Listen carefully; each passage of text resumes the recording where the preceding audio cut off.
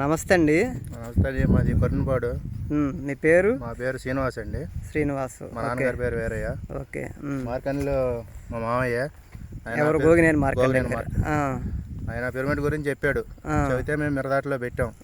పెడితే ఎకరానికి మనుషులకి అయితే మామూలు గిడికి 5 కాడికి దిగుతున్నాయి. మాకు 10 నుంచి 12 గంటల దాకా దిగినాయి. ఇక నీళ్ళు ఆపేదానికి ఇక అవి తీసి చిక్కుడు చెట్టులో పెట్టాం. చిక్కుడు చెట్లు పోతగానే ఏదైనా కానీ దండిగా బాగున్నాయి. ఎక్కడ ఉన్నాయి చిక్కుడు చెట్లు? ఇవే పిరమిడ్ అదేనా? ఇదే పిరమిడ్. ఇంకెక్కడ ఉన్నాయి? కాకరకాయల చెట్లలో ఒకటి ఉంది.